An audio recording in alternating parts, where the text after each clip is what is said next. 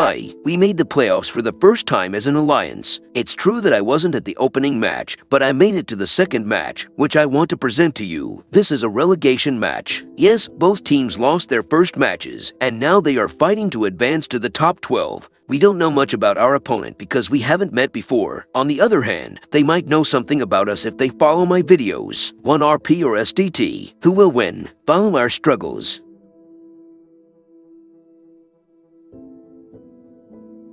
Having a mother and an outpost, we only needed a warrior to get the first bonuses. In our opinion, a series of raids should solve this issue in the blink of an eye, but the enemy decided to deceive us.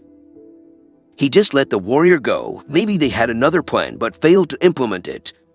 Despite the unexpected gift of the warrior, the opponent does not let up in his aggression towards the mother. The mother was under constant fire, which caused my camera to temporarily stop at that point. It would be a bit stupid to lose her.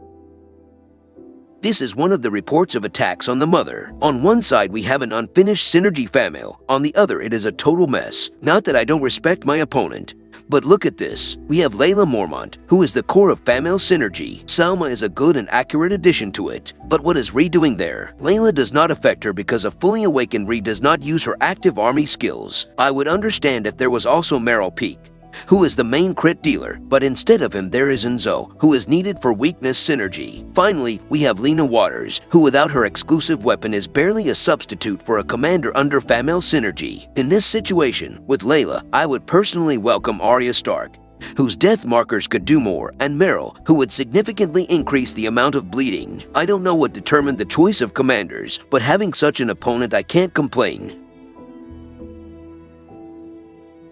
As I mentioned, they didn't want to let go of their mother. After all, the healing bonus is very valuable.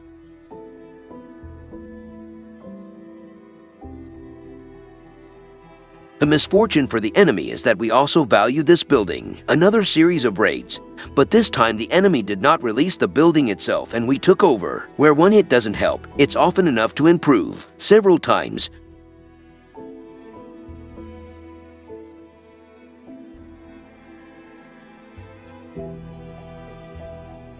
after taking over the port, I wondered what the enemy had actually prepared for us. It was too easy for us at this level of competition. The answer came with time.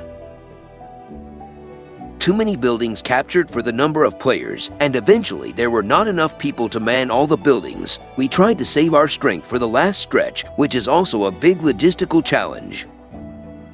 In order not to be completely biased, I must say that my lineup also has some gaps. There is Jaime and Drake, where Arslan is no longer needed. Annie has support in the form of Uma, but it is very random. Arslan will be replaced in the near future, while Uma will have to wait until September for a replacement. However, for now, everything works.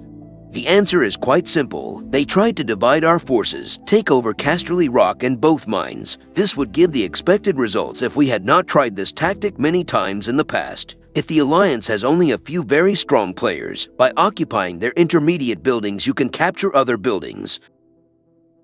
While I was wondering what they were really up to, they gave me another clue. They let go of the port, which we had no plans to actually take over. What is this all about? If you pay attention, you can see that they tried to recast. Probably the main reason for their failure is misunderstanding. That's why it's so important to know your allies and understand their actions. In their case, communication most likely failed.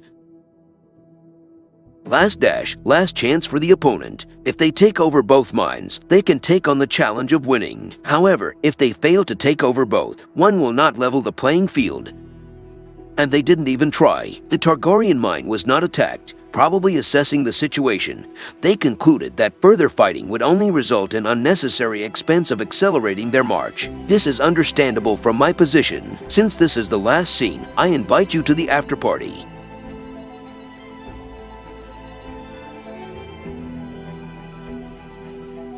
I would be lying if I said I didn't like this result. 80,000 points in the playoffs. I think it's great. However, it is not only due to our bravery or luck.